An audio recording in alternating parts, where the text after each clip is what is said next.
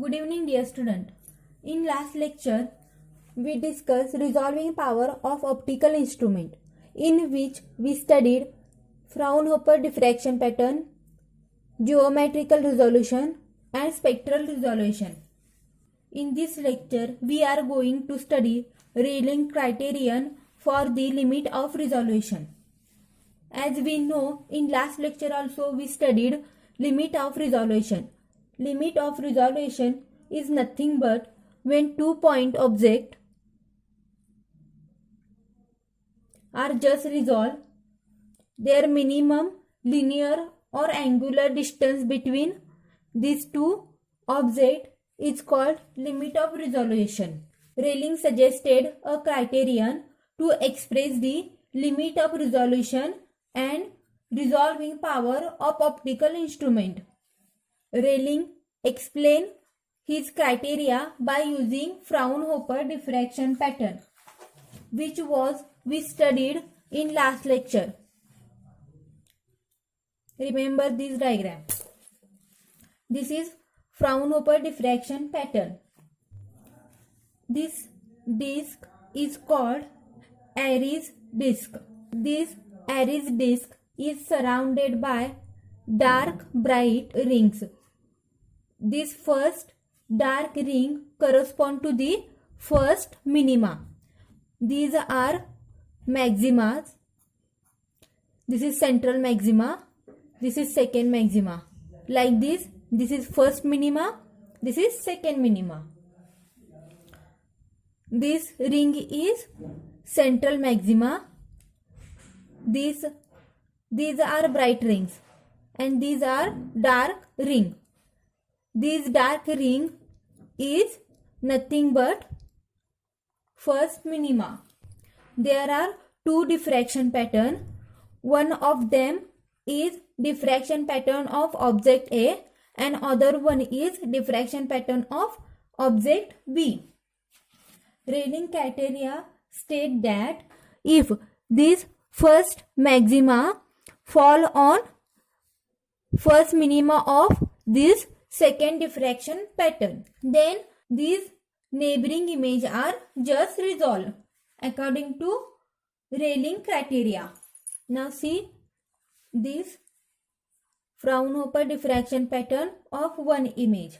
According to Fraunhofer diffraction, the position of first minimas on either side is given by this condition, which is A sin alpha is equal to lambda. Here lambda is wavelength of light which is used for this diffraction pattern. A is aperture width of rectangular slit. Alpha is angular separation of first minima from central maximum. This is a central maximum.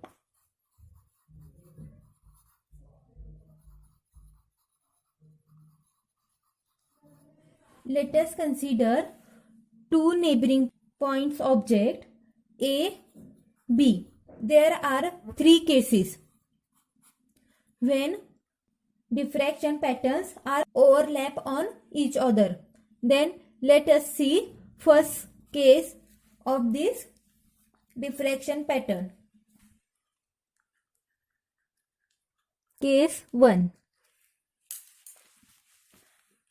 If there are 2 points A and B,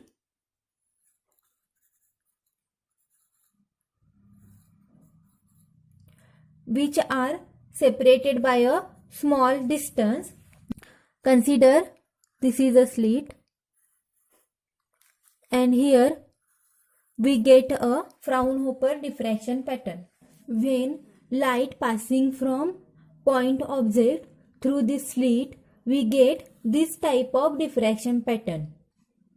We observe two distinct peaks, which means that there is two clear images are formed. We see this type of two peaks which are overlap on one another, but we observe two distinct peaks very clearly.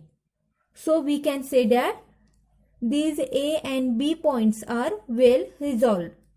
Now case B. If A and B point are close to each other,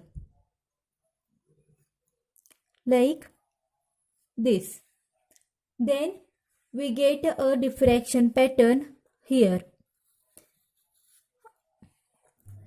When light passing from these two objects through this slit, we get Fraunhofer diffraction pattern here. Now we can observe these two distinct peaks, which means that there are two objects.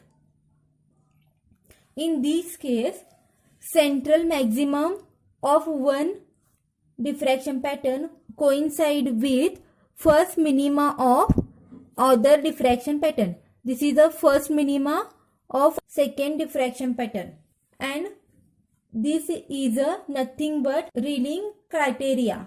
And according to Rilling criteria, if this type of peaks are formed, then these objects are just resolved.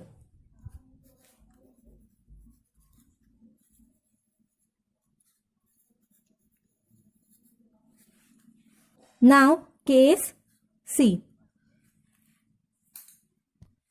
If two objects are very close to each other, when light passing from these two objects through this slit, we get this type of Fraunhofer diffraction pattern. Here we observe that we cannot distinguish there are two peaks. It looks like there is only one peak because both Fraunhofer diffraction pattern are overlapping each other like this. Then these images are said to be not resolved.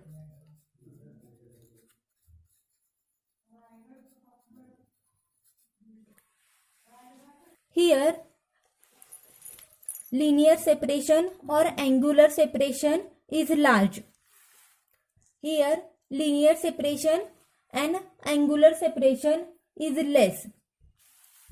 But here linear and angular separation is nearly equal to 0.